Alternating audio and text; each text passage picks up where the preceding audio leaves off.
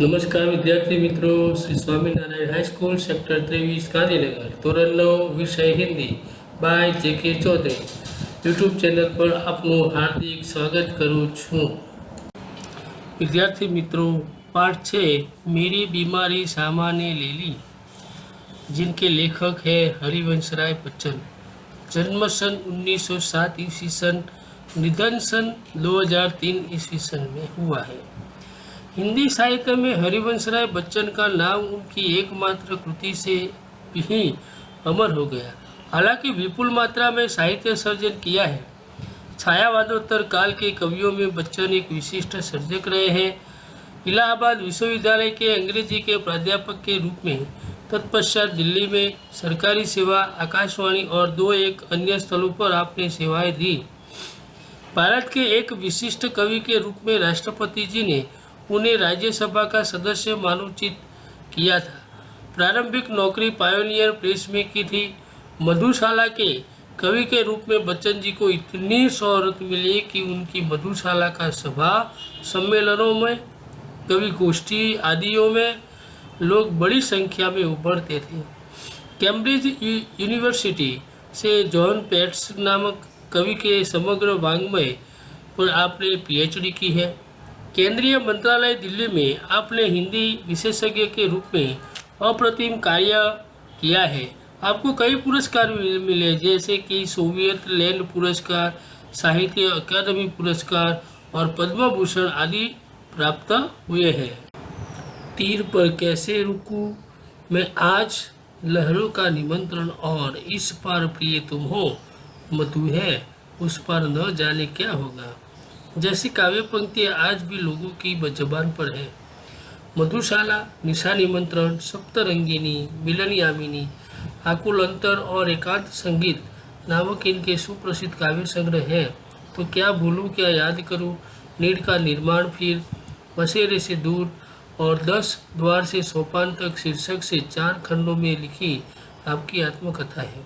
मेरी बीमारी सामान्य ली आत्मकथांश है, जो क्या भूलूं क्या याद करूं से में लिया गया है। बच्चन जी की प्रथम पत्नी का नाम श्यामा था, जो सही अर्थ में एक आदर्श जीवन संगिनी थी। श्यामा की बीमारी उसकी खुद की न होकर बच्चन जी की थी, जो सेवा करते करते ले ली गई थी। बच्चन जी का यह मंतव्य श्यामा की पतिभक्ति, कर्तव्य परायणता और निष्ठा का प्रतीक है। प्रस्तुत आत्मकथांश में श्यामा की बीमारी का दर्दनाक और कारुण्य सभर निरूपण मिलता है, तो दूसरी ओर कवि की भावुकता और संवेदनशीलता का प्रकटीकरण मिलता है। क्या भूलूं क्या याद करूं श्री हरिवंश राय बच्चन की आत्मकथा है। हिंदी के इस सुप्रसिद्ध कवि ने अपने संस्मरण बड़े ही रोचक ढंग से आलेखित किए हैं। कवि अपने जीवन की घटनाओं के साथ उस युग का चित्र भी दे देता है। प्रस्तुत अंश क्या भूलूं क्या याद करूं से लिया गया है। इसका यह शीर्षक मेरी बीमारी सामान्य ली विषय वस्तु का भी निर्देश करता है। बच्चों, श्यामा हरिवंश राय बच्चन की पहली पत्नी का नाम है। बच्चन जी की बीमारी में उन्होंने तन मन से उनकी सेवा की थी। सेवा करते करते वे स्वयं बीमार हो गई और उसी बीमारी में उनकी मृत्यु हुई। एक संस्मरण है। बच्चन जी ने इस संस्मरण को उन्हीं कठिन दिनों की यादें प्रस्तुत करते हुए यहाँ बताया है। विद्यार्थी मित्रों, पाठ 6 मेरी बीमारी सामान्य ली एक संस्मरण છે। હરિવંશ રાય બચ્ચનજી એ અમિતાભ બચ્ચનના પિતાજી છે। જ્યારે અત્યારે આ કોરોનામાં અમિતાભ બચ્ચન પણ સપડાયેલા છે, તેવી જ રીતે હરિવંશ રાય બચ્ચન પણ વર્ષો પહેલાં બીમાર પડેલા। એમનું આ એક સરસ મજાનું આ સંસ્મરણ જેને આપણે જોઈએ। कवि कहते हैं, मैं अपनी बीमारी को दुलराने वालों में न था। बीमार तो बीमारी भाववाचक संज्ञा है, दुलराने वाला यानी कि प्यार करना, प्रेम करना। सच कहूँ तो मैं अपनी बीमारियों के प्रति प्राय निर्भय था। जिसको किसी का भय न हो, निर्भय निडर रहते थे। शायद मैंने गांधी जी के ही लेख में कहीं पढ़ा था कि बीमार होना अपराध है। गांधी जी कहते थे कि अगर बीमार पड़े तो वो एक अपराध है। हमें जो शरीर दिया गया है उसे हम स्वस्थ न रखें तो हम अपराधी तो है ही। मैं इस तर्क माने दलील, अपराध तो अपराधी भाववाचक संज्ञा कुछ और आगे ले गया था। अपराधी को दंड देना चाहिए। मुझे जब कभी छोटी मोटी बीमारी होती, जुकाम, बुखार, खांसी, सिर दर्द, तो मैं खाट पर न लेटता और भी अपने से काम लेता। मुझे बड़े बुट बाजार में अपनी रात की ट्यूशनों पर जाने की याद है। बड़े बुखार यानी कि बहुत तेज बुखार, शरीर बिल्कुल गर्म हो जाता था। बुखार की गर्मी और तेजी में तो मैं और जोश से पड़ा था। मजदूरी करने वाले को, रोटी कमाने वाले को बीमार पड़ने का क्या अधिकार है? जो काम करते हैं, रोज मजदूरी करते हैं और रोज खाना खाते हैं, उनको बीमार पड़ने का कोई अधिकार नहीं है। अगर बीमार पड़ गए तो खाएंगे क्या? इसीलिए कवि कहना चाहते हैं कि मजदूरी करके रोटी कमाने वाले को बीमार पड़ने का कोई अधिकार नहीं। बीमारी अमीरों की हरमजदगी है। हरमजदगी माने हरामीपन। गरीबों को उसे अपने पीछे न लगाना चाहिए। लिखने में तो ऊंचा बुखार मुझे सब तरह से सहायक, प्रेरक और प्रोत्साहक लगता। एक तरह की आग जिसमें मेरी अनुभूतियों में ताप आता, जिसमें गल पिघल कर मेरा हृदय डलता। एक तरह की भट्ठी जो मेरे विचार, भाव, कल्पनाओं को बाल देकर उच्छलित करती। यह तो मैं नहीं कहूँगा कि बुखार में मैं अदबदा कर लिखता था। अदबदा माने हट करके, जबरदस्ती। पर अगर मैं लिखना चाहता था तो बुखार मेरे लिए कोई बाधा नहीं बनता था, रुकावट नहीं बनता था। हल्के बुखार में तो मेरे सब काम हस्त मामूल, सामान्य नियम के अधीन हो जाते थे। कोई मेरा बदल छूकर कभी कहता था कि तुम्हें तो बुखार है, तो कभी कहते थे, जवाब दे देते थे कि हाँ मुझे बुखार है और मैं भी हूँ, मर नहीं गया। शायद किपलिंग ने अपनी आत्मकथा में लिखा था कि कभी कभी उसे बुखार में भी काम करना पड़ता था।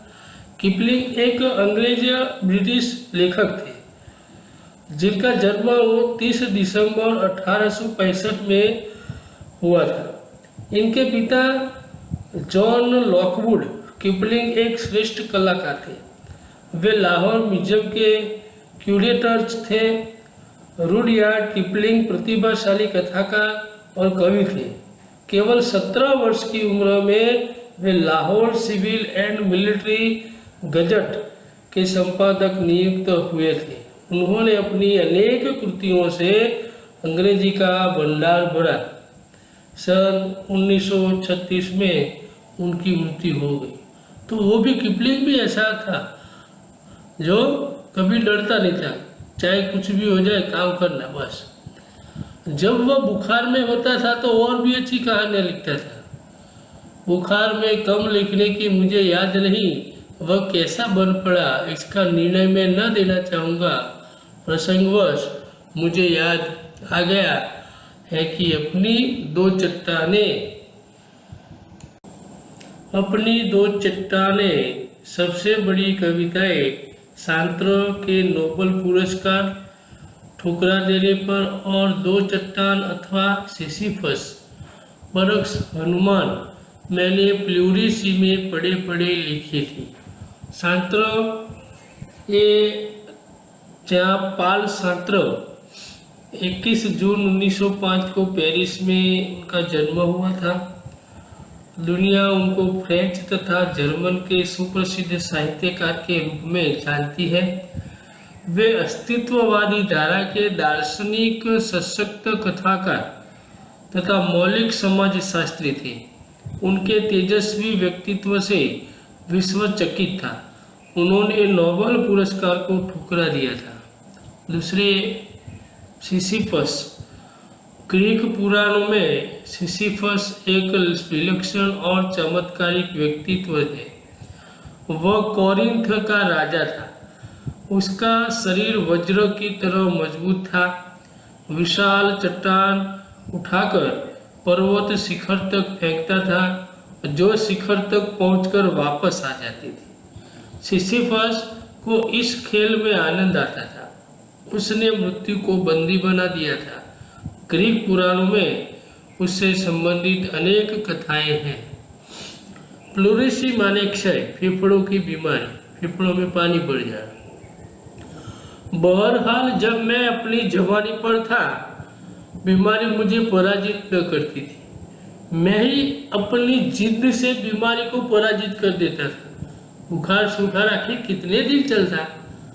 विश्राम तिवारी कहा करते थे, मार के पीछे भूत भागे, यानी कि किसी भी तरह से समस्या का हल कर देना, मार के पीछे भूत भागे। मैंने अपने प्रयोग से सिद्ध कर दिया था कि काम के पीछे बुखार भागे। चाहे जितना भी बुखार आया हो, जब काम करना शुरू कर देंगे तो बुखार चला जाएगा। यह बुखार मामूली न था। लेखक को जो बुखार आया था वो मामूली नहीं था, कई दिनों से चलता था।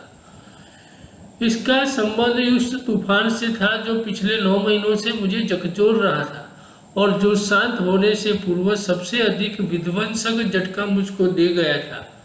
स्कूल बंद था, ट्यूशनों पर मैं जाता था, उनकी आमदनी की मुझे जरूरत थी, किताबों की बिक्री अभी नियमित नहीं थी, कर्ज सिर पर चढ़े थे। बुखार 10 दिन चला, 20 दिन चला, महीने पर चला, 2 महीने चला। जुलाई का महीना आ गया। जब बुखार के साथ ट्यूशन पर ही जाना न होता, दिन भर स्कूल में पढ़ाना भी पड़ता। बुखार का नमूना वही, सुबह बिल्कुल नहीं, शाम को 101 से लेकर 102 डिग्री तक बुखार आ जाता था।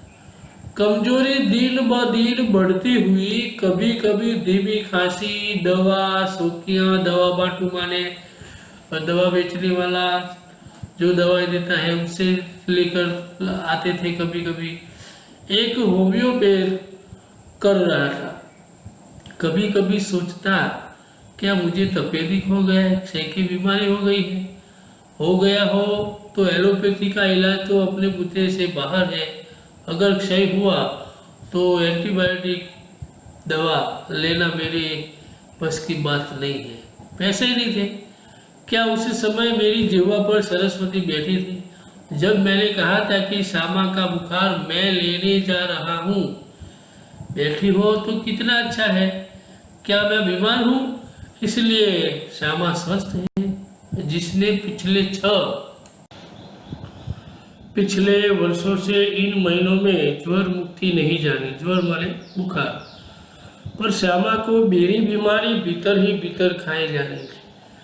श्यामा ने भी कभी चैन की सांस नहीं ली है। और साथ में लेखक भी बीमार पड़े तो उनकी बीमारी की चिंता श्यामा को हो रही है।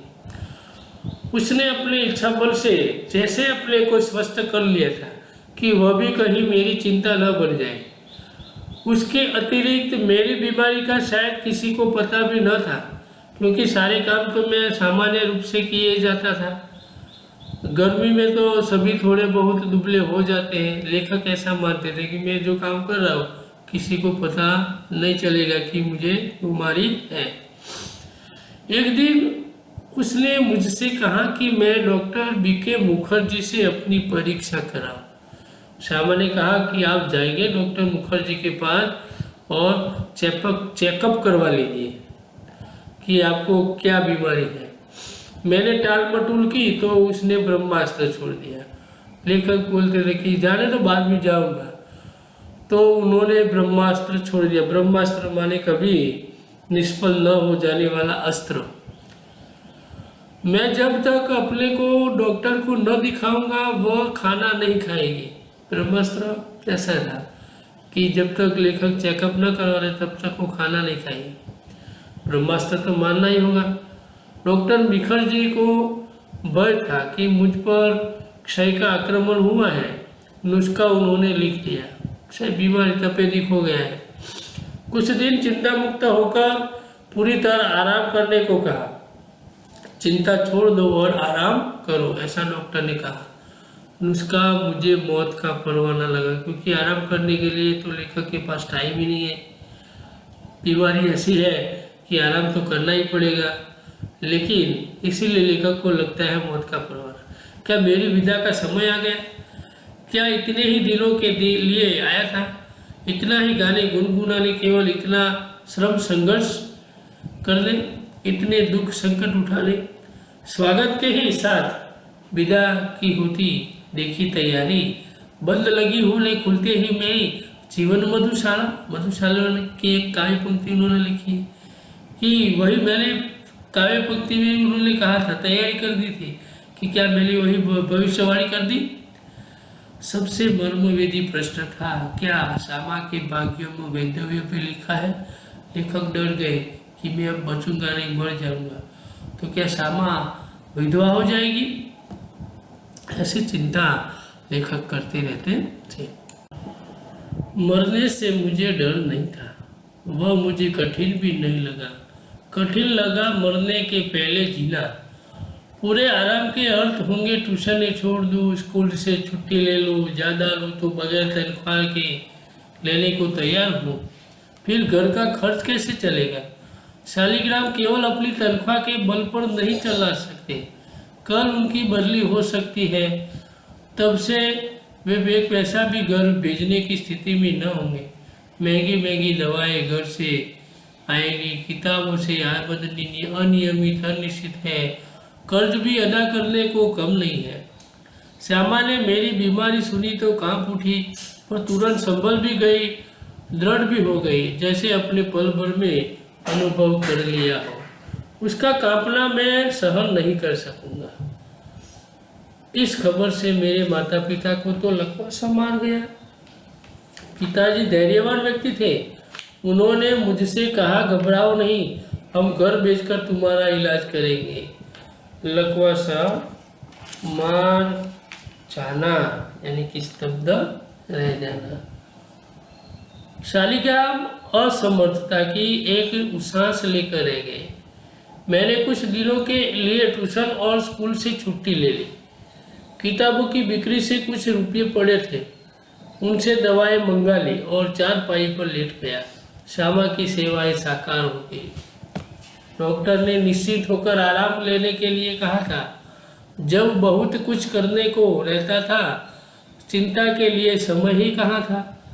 अब तो चिंता ही चिंता करने को थी। विशेष चिंता भी मुझे सिर पर चढ़े कर्ज की। मेरा इलाज हो या न हो, पर कर्ज की किस्तें तो जानी ही चाहिए। उसकी नियमित अदायगी के साथ मेरी साख जुड़ी थी। उसका जाना मेरे मरने से पहले ही मेरी मौत होगी। बच्चन जी के पास इलाज के साधन नहीं थे। छोटे भाई शालिग्राम का वेतन परिवार के लिए पर्याप्त नहीं था। इस हालत में न ठीक से रहा जा सकता था, न सिर से कर्ज उतारा जा सकता था। यह देखकर बच्चन जी को मरने से पहले जीना कठिन लगा। पति को तपेदिक होने की बात से श्यामा घबरा गई, तुरंत संभल भी गई ताकि उनकी व्यथा को पति को पता न चले।